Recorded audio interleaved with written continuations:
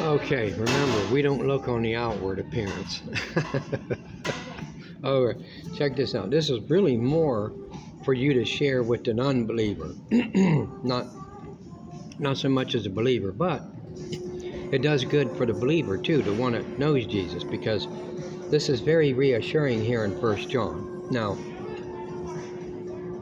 the hard part about it is what he's speaking here in the second chapter of 1 John is he's talking about those that were and those that were not, okay, of Christ.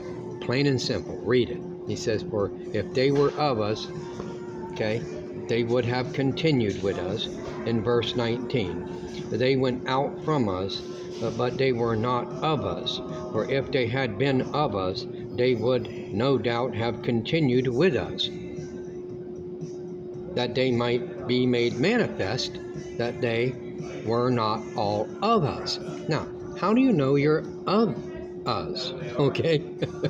But he keeps on talking. He goes from verse 20 clear down to 27, talking about things like unction, Holy One, know the truth, Jesus the Christ, the Son and the Father, abide, heard, remain, anoint, teach.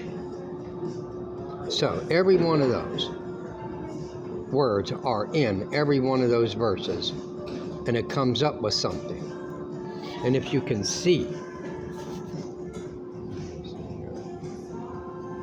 how come that comes out blurry all the time? On the wrong side? I don't know how to do that. I don't even know how to turn it around. It won't show me to turn around to show the paper and show me back again. But maybe it will. Let's see. What's that? Don't know what that did. Okay, so it goes into this.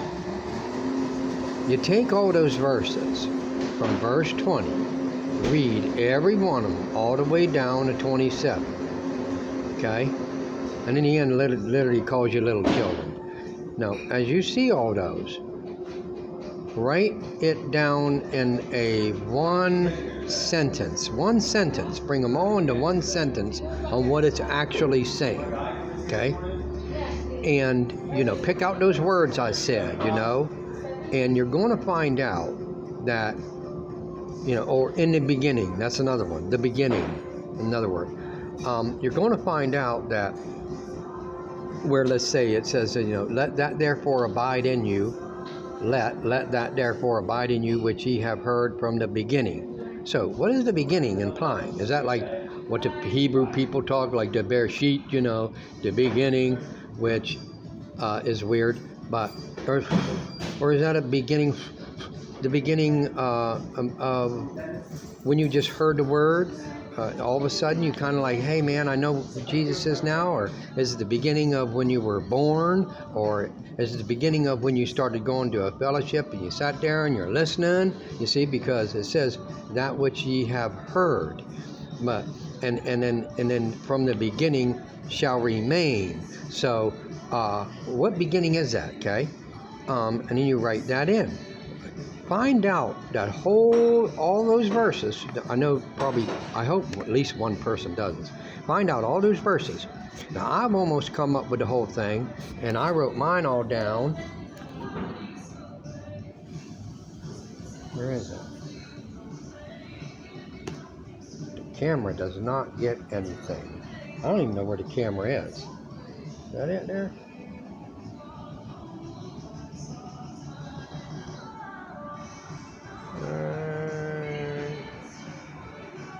There. That's showing it, isn't it? Okay, that's how I wrote mine down, see? I wrote them all down, and at the bottom down there, I'm trying to get it all as a one. Get it all in a one, So I come up with, so far, the Holy One, Jesus the Christ, has given you an unction. It says that in the unction. Don't leave anything out either. Put it all in what you can. And I put in parentheses, anointing. The unction is the anointing that you heard and received from the beginning. What is the beginning? I say from your life before you're born. Okay? And shall remain in you to continue and abide in the Son and the Father. So that's where I got so far. So see if you can try to do something with it.